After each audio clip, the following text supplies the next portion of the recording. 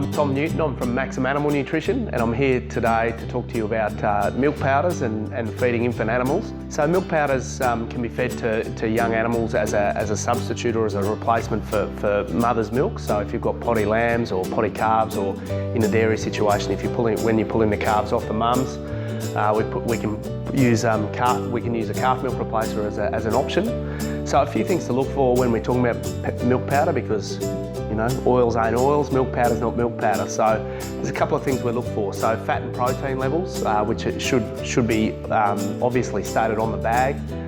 We look for additives, so things like Bovatec, which help with coccidiosis, and also they limit what animals the product can be fed to.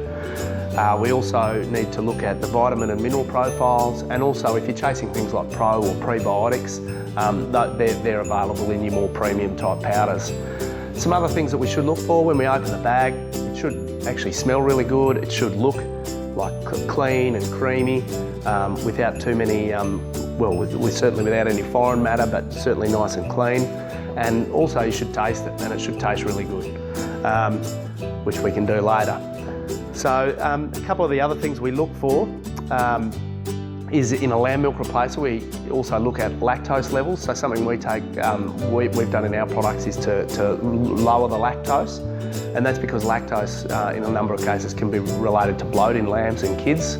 So look for a product that sort of has a maximum level of lactose, not a minimum. So a product like ours will have less than 30%. So then you move on to some of the things around feeding a milk powder. So one thing that's critical is the actual mixing rate. So the dilution that we mix it at. So our products in our calf milk replacer is 125 grams per litre of mix, and our lamb and kid is 190. Now it's really important to use that as a minimum, because it's to ensure that the product functions properly in the gut of the calf or in the lamb, to ensure that we're getting a curding factor. So that's the other thing we need to look at, is whether there's a high level or low level of milk protein in the powders. So there's certainly things like vegetable proteins used in milk replacers, and they're not necessarily a bad thing, or whey proteins, but they do react differently in the gut of the animal. So if we're feeding younger calves, we certainly recommend at Maxum that we feed a calf a powder with high levels of casein or milk protein, and that's so we do get that curding. So I've actually got an example here of some curded product. So then we talk about how many times a day should we feed animals, and it's really up to the individual, but one thing we do recommend is that you feed at least twice a day feed calves at least twice a day for the first 7 to 10 days, and that's more from an observation point of view. So we're picking up whether animals are sick or not feeding properly sooner rather than later. Cold or hot water. So what should we use there? There's been a lot of work done as to the growth rates in animals with both. There's actually no real data suggesting one is better than the other, but at the end of the day, on a cold day, at the moment, standing here in July in Mount Gambier, I'd certainly feel like a hot drink rather than something cold. So it's sort of probably more along those lines as to what you think a calf or a lamb would prefer. So then we can talk about the volume that we should feed to animals, and everyone's got different preferences on this. We outline what we recommend on the back of our bags. We'd love to see calves once they're 8, 9, 10 days old, pushing up towards over that 500 grams of powder a day, up to 625 to get optimum results. But it really depends on your situation, what growth rates you want to get, how much money you want to spend, and also how many solids you want them to feed. So there's other feeding formats like fortifying. So rather than mixing the powder with water, you can actually mix it with milk and feed lower volumes. So rather than feeding 5 litres of a straight milk or 5 litres of a calf milk replacer mix, you can actually feed whole milk, top it up with, fortify it with an actual calf milk replacer or a milk replacer to get higher nutrient density, higher concentration of fat and protein, and actually feed a lot less, so feed sort of half the amount. So, but the things you need to consider there are, again, what are the components of the milk that you're feeding? We want to ensure that we're meeting, number one, the nutritional needs of the animal, but also we're not exceeding them too much to cause things like nutritional scours. So it's something you need to talk a bit more in detail about, and something we're certainly happy to talk to you about if you'd like.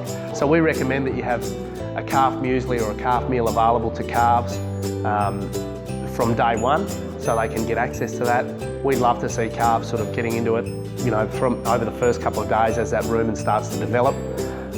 We certainly think that the two go hand in hand. As far as hay, you know, we think it's great to have it available to calves because we think it's better that they chew on a bit of good quality hay rather than sort of nibbling at the bedding and things like that in a calf shed. So I think some good quality hay and some nice clean water available ad lib the whole way through. Finally, just some key tips around calf rearing. So obviously having a good hygienic environment to put calves into is really important, and to put lambs and kids into is vital.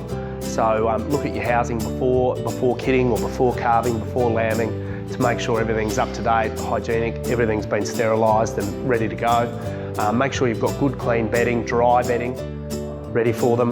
And then colostrum management. As soon as birth, after birth, make sure your colostrum management's good. Ensure that animals are getting good doses of good quality colostrum. Make sure we test our colostrum to ensure that it's up to standard, and make sure they're getting it within the first 12 to 24 hours to ensure the best uptake. And then other things we need, observation is really important. Ensure we're taking good records so we know what treatments are getting done where, and we know what animals mightn't be performing the way they should be. And other than that, there's some really good resources available. Dairy Australia's got a fantastic book called Rearing Healthy Calves, which is available, especially if you're a levy payer. You can go to the Dairy Australia website and order one free of charge. So it's called Rearing Healthy Calves. We've got a book that we call our Calf Companion, which is available, so you can contact the guys at Kaztech. It's just got some very key points around things like colostrum management and feeding and nutrition. But if you've ever got any queries, contact the guys at Kaztech, or you can contact me directly. Always happy to help. And thanks for listening. Thanks very much for the opportunity to Kaztech and to Ray White. And we hope you've got some value out of it. And make sure you tune in next week.